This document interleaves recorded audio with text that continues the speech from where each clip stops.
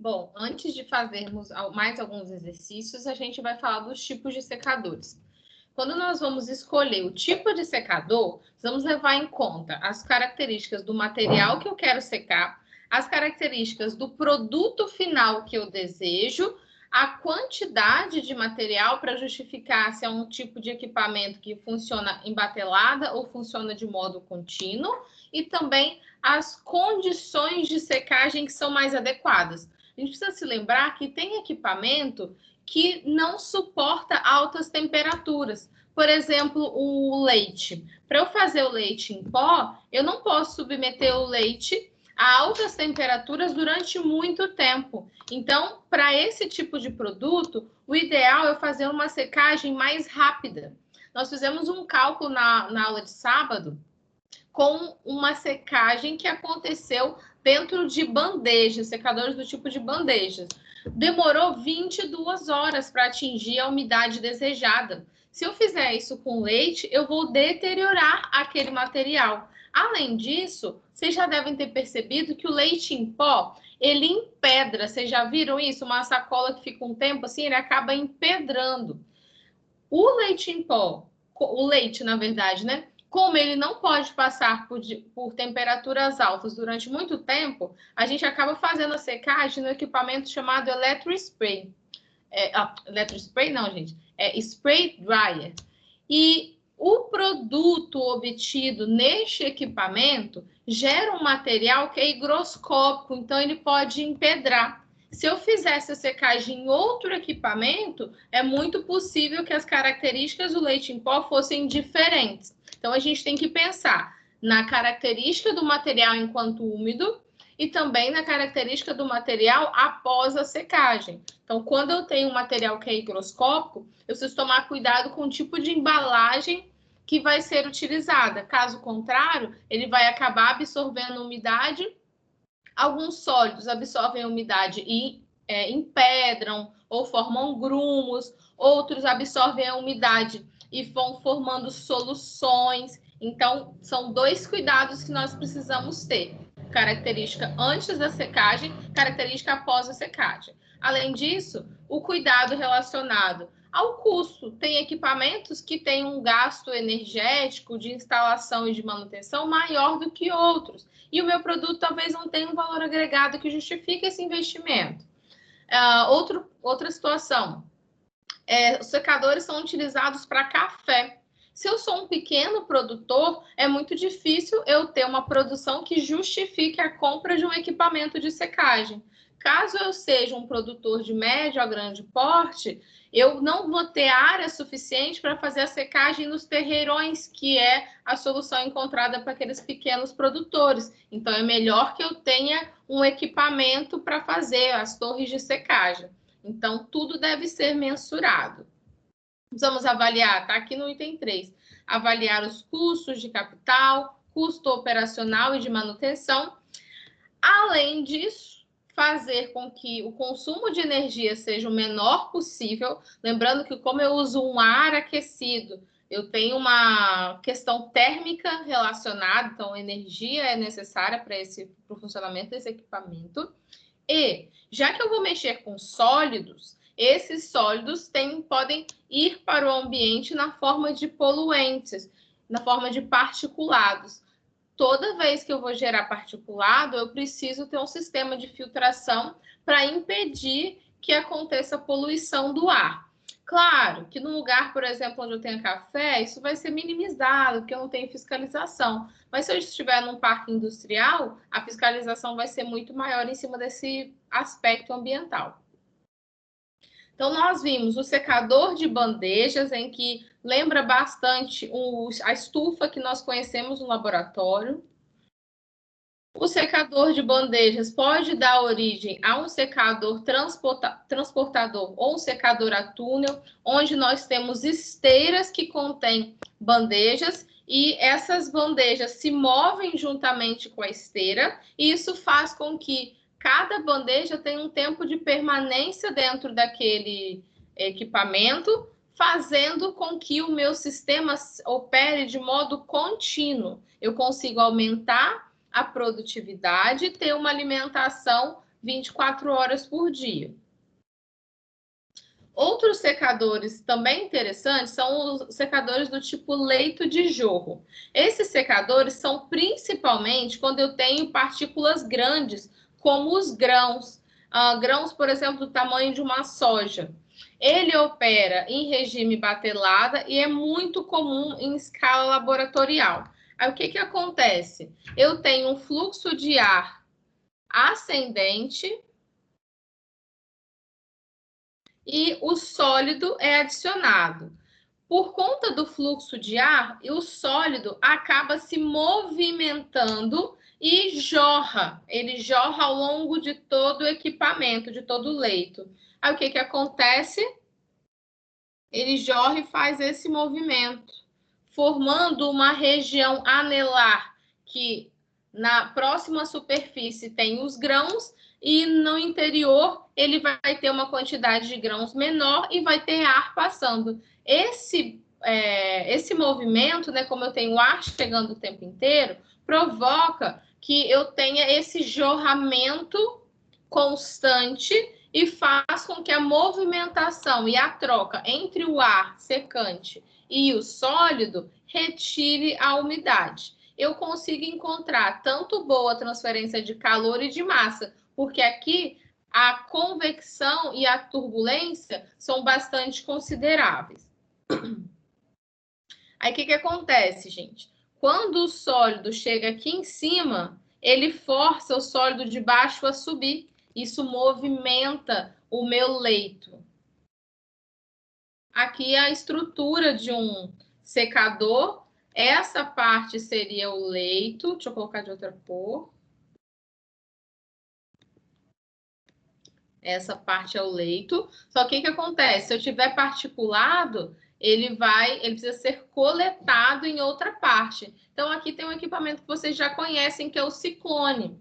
Nos ciclones, a parte mais leve sobe e os sólidos mais pesados descem. E aqui vocês podem observar um sistema que faz o recolhimento dos sólidos. Então, aqui nessa parte, eu tenho o recolhimento dos sólidos. Outro tipo de secador é o secador rotativo.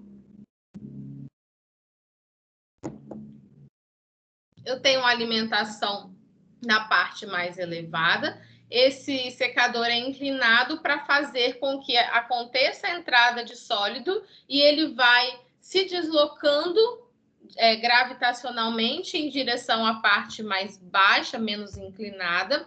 Isso faz com que eu tenha um tempo de residência baseado nessa inclinação e eu tenho uma entrada de ar em contracorrente. Esse processo pode ser utilizado com vários tipos de gases secantes, como, por exemplo, gás de combustão, vapor superaquecido, ou até mesmo um ar aquecido eletricamente. Esse tipo próximo de secador, o secador de leito fluidizado, já tem bastante aplicabilidade industrial, opera tanto em regime batelada quanto em regime contínuo. De maneira geral, esse tipo de equipamento opera com um tempo de permanência do sólido dentro do leito com 30 minutos a mais, 30 minutos até 1 hora. O que acontece é que, por conta da velocidade do ar, eu sempre vou ter sólido em movimentação e nunca parado. Vamos lembrar que lá nas bandejas, gente, o meu sólido fica parado. E por conta disso, somente a superfície vai sendo seca. Aí depois a gente viu o movimento, né? A água sai da parte inferior e sobe a parte superior, porém isso faz com que eu tenha uma necessidade de tempos de secagem muito longos.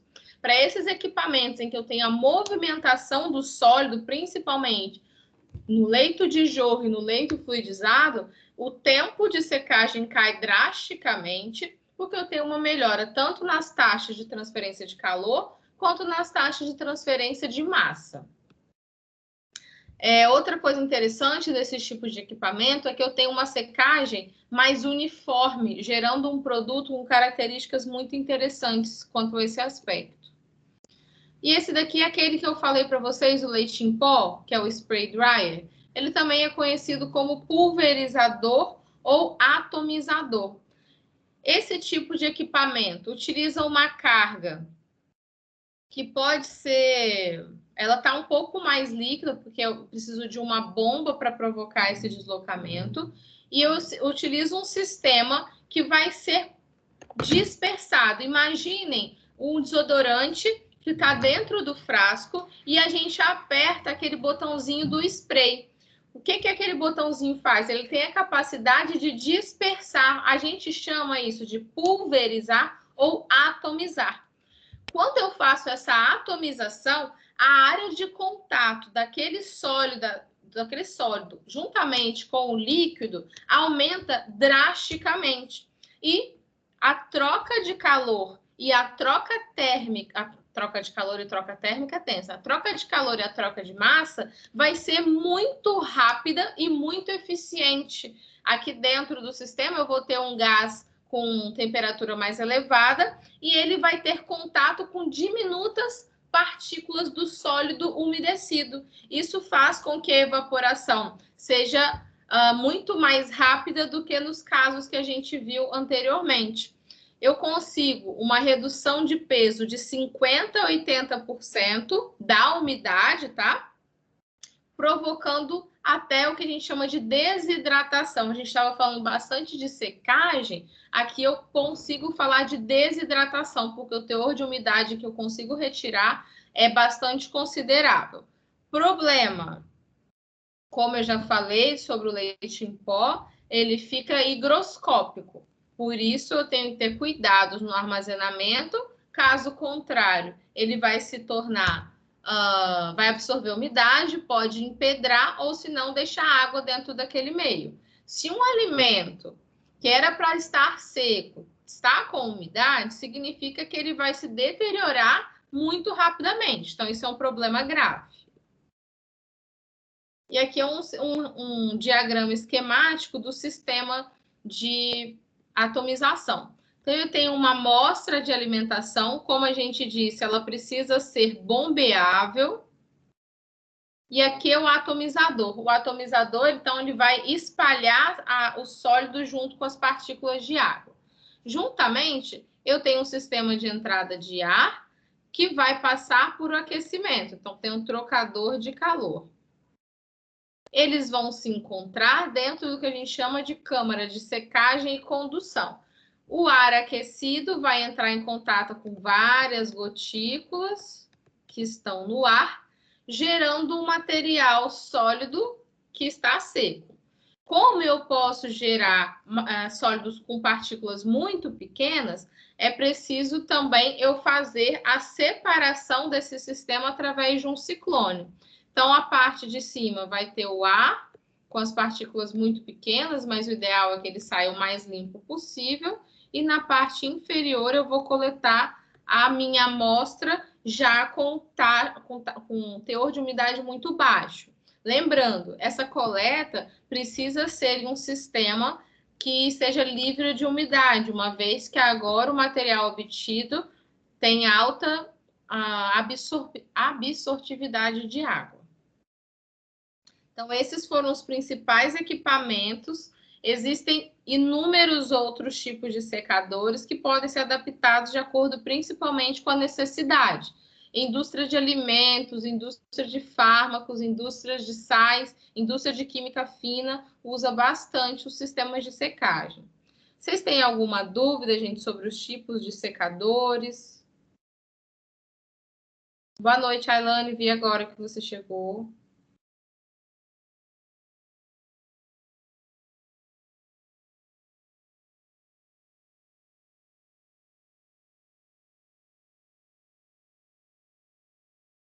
Acredito que não, professora. Bom, então eu vou seguir o Joey. A Cícera tá com a mão levantada ali. Fala então, Cícero.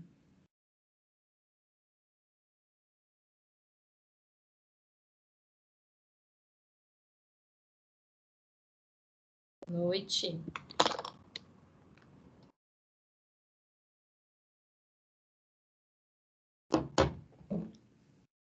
É só para dar boa noite ou você quer fazer pergunta? Ah, hoje não está uma noite legal para a internet, aqui em casa também. Ah, então a mãozinha levantada não é nada, pelo que eu estou entendendo.